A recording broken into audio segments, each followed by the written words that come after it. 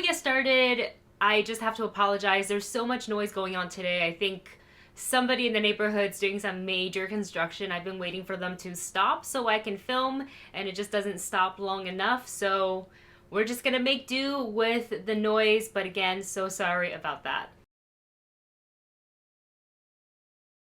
Hey everyone, and welcome back to the Movie Couple channel. I'm Wendy, and here is my non-spoiler review for Tick, Tick, Boom. Tick, Tick, Boom is directed by Lin-Manuel Miranda and stars Andrew Garfield, Alexandra, Robin DeJesus, Vanessa Hudgens, Joshua Henry, and Bradley Whitford. On the cusp of his 30th birthday, a promising young theater composer navigates love, friendship, and the pressures of life as an artist in New York City. You guys probably remember the trailer reaction Dustin and I did for Tick, Tick, Boom, and if you haven't watched it yet, I'm going to go ahead and link it right up here for you guys to check out. It stars Andrew Garfield as Jonathan Larson, and when we first laid eyes on the trailer, I went, wow, in the trailer did not see Andrew Garfield. I felt like I felt like Andrew Garfield really embodied, not just physically, but also captured the essence and the spirit of Jonathan Larson. Hello. Hi. Welcome.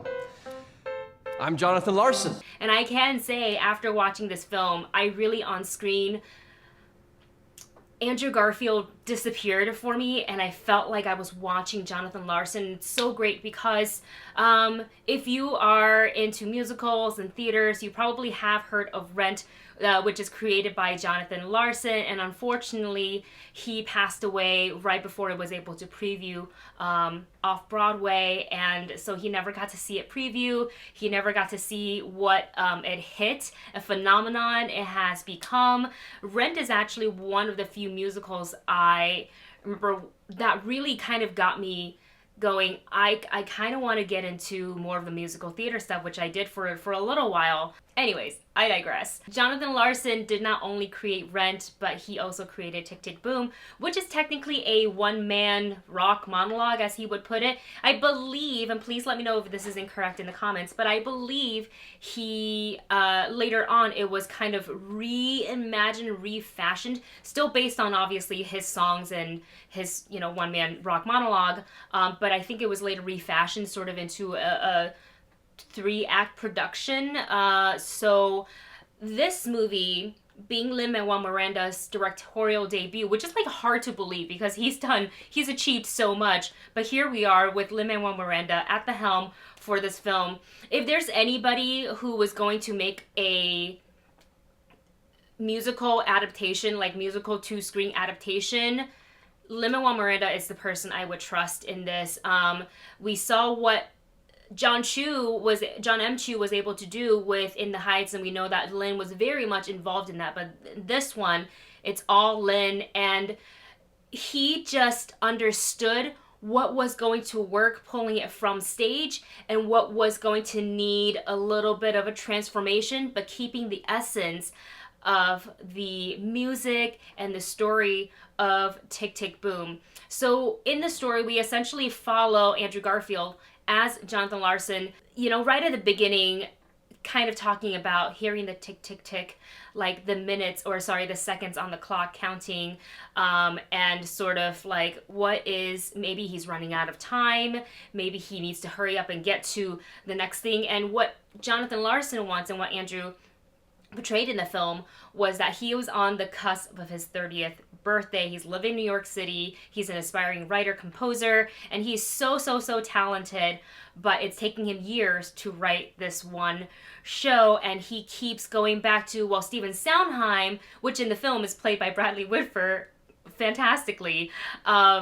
He's like, Sondheim, had his first play, I think it was like 27. He goes like, I'm going to be 30, and just him worried about not getting to his next goal by this time. And it's not just him wanting to get his work out and the struggle of, being a creative writer. It's the struggle of living in LA, having to do, we're having to work at a diner, at the Moondance Diner as a creative, how to split your time between that and his relationship with his girlfriend Susan, played by Alexandra, and dealing with writer's block and not enough money. And also the HIV epidemic was also very much featured in this because it was a part of his life. You can see where it inspired from. You can see, all of that in Rent as well. So I really enjoyed seeing how this whole movie came together. I think because I really didn't know when I heard that they were going to do Tick, Tick, Boom, I thought,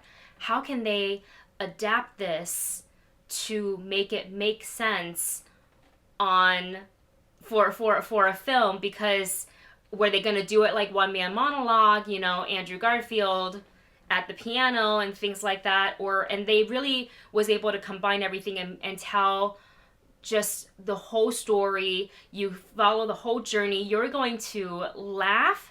You're going to definitely be bopping to the music, and it's going to get emotional for you. This film felt like such a personal project, not just for Lin. And by the way, you can really see how much Jonathan Larson's work inspired Lin-Manuel Miranda. So he, I think, really, as a creative himself, really took care to make sure everything was going to look right and sound right. He put together the perfect cast. They all crushed it, but Andrew Garfield is the standout for me. He really is phenomenal. I didn't know prior to this. I just assumed he could do it. But we found out at the screening because there was a little bit of a Q&A before and after, and I'll put in some clips for you guys towards the end so you guys can see Lin and Andrew talk about, working on the film and their experience. But Andrew Garfield did not know how to play the piano before this. He did not. He said that he didn't know how to sing before this, and he learned it all for this film. And if you didn't know that going in, you would just thought that he, had training, because he sounded so good. And again, physically, he really embodied Jonathan Larson physically, and just the way he walked, the way he moved. I really didn't for a second see Andrew Garfield. I saw Jonathan Larson, and I thought that was really great. This might be one of my favorite musical to screen adaptation to date, because there's a lot of them. I didn't especially love Rent the movie. I felt there were and they got so many of the cast to come back to for the Rent movie, but it didn't really capture how I felt when I watched Rent on stage. It didn't really capture it for me. Not saying the performance was bad. It just I didn't vibe with it.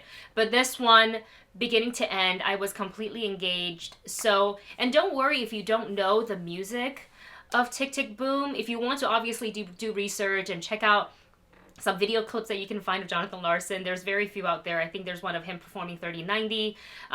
But you don't have to do any of that, because I feel like this movie really tells the story and explains everything so thoroughly with such care that you're going to want to do your research after the film. You're going to want to get into the music. And you guys, the soundtrack is phenomenal. You're going to love what they did with Sunday. I don't want to ruin it for anybody. But again, Lin understood the assignment, and he knew what was going to work on screen, and he knew how to kind of give it a little pizzazz, but keep it still the heart of the original form. So for my rating for this movie, it is a see it opening night. I absolutely love this film, and I hope you will too. It is coming out in theaters on November 12th, and then it's going to be on Netflix on November 19th. So there's two options for you. You can enjoy it in theaters if theaters are open near you, if you feel comfortable going to the theaters, or if you are, obviously if some theaters are still closed, or if you don't feel comfortable going to the theaters, it is going to be on Netflix, which means you can turn down the lights, get comfy on the couch, get all the snacks, and just turn up the volume, because the music and the choreography and how they filmed all the scenes are amazing. The production design, they took so much care into making everything look really authentic and as close to how it was as possible. And this was shot, they talked about this in the Q&A after the film, was that the film had only been shooting for 10 days before it got closed down due to COVID, and then they had to kind of readjust and figure out how to continue to shoot throughout the pandemic. So just keep that in mind as you're watching it, and it is really, really fantastic. I am thinking that Andrew Garfield's going to get some sort of nomination for his performance in this film. Alright, you guys, that's it for this non-spoiler review for Tick Tick Boom. I hope you guys check it out. Thank you so much for watching. Don't forget to like, share, and subscribe, and I'll see you in the next video. Bye. I want to start with you and ask the most boring Q&A question of all time. Just how'd this start? What was your relationship to Jonathan's work? How did you come to want to do this? This is your first film, which is extraordinary. I'm painfully aware that I'm sitting here and I have the privilege of talking to you because I saw Rent on my 17th birthday. I sat in the last row of the Nederlander Theater, and I was a kid who carried around a VHS camera. I found it easier to film my friends than to hang out with my friends. And so, you know, cut to the musical starting, and there's Anthony Rapp as Mark with his camera filming his friends instead of hanging out with his friends. And I felt personally attacked. And I had never seen so much diversity on a stage. I had never heard such contemporary music in a musical, and it just felt so homemade and so full of love in a way. It didn't feel like some mega musical handed down from on high. It felt like someone put their life and their art and their friends into their work. And that's when I went from loving musicals to thinking I could maybe write one day, and then and I think Jonathan Larson did that for a generation of artists. And then I was a senior in college when I saw the off-Broadway version of Tick Tick Boom with the amazing Raul Esparza as Jonathan, and it blew my mind. And I have no idea what anyone else felt, but it felt like a message in a bottle. Just for me, it was just sort of like, oh, you want to write musicals, huh? It's going to be a lot harder than you think. Those people you came with are going to get real jobs, and you're going to be the only one banging your head against the wall. There's too much to say about it. It starts with Lin being a fool and thinking that I could do something that I at that point couldn't do. And Lin is missing a couple of synapses.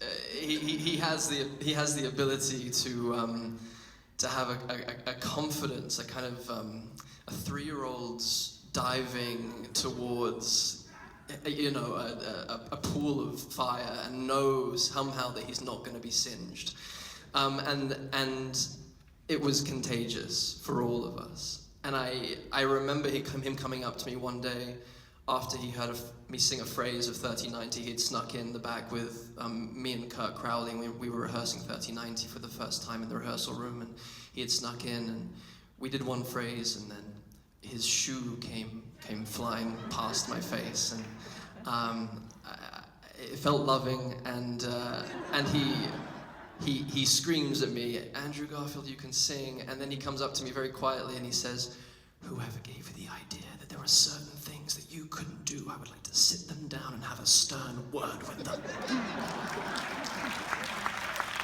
Because I was freaking out, because not only, it's Lin, and Lin's a hero of mine creatively, and like to millions of people around the world.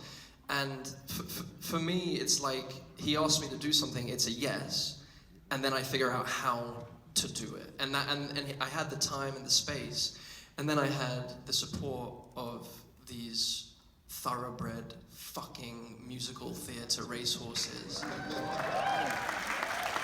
And Josh and Vanessa and the rest of the company just like riding the wave of these geniuses. It's superhuman and Olympic what they do. And then I had Liz Kaplan, who is a voice whisperer, and just kind of started peeling the onion. And then I had Greg Miele, who's peeling my body off. And then I had, John Larson as the North Star. And it was a village, it was a whole village, and it was like, I got to do something I wanted to do all my life.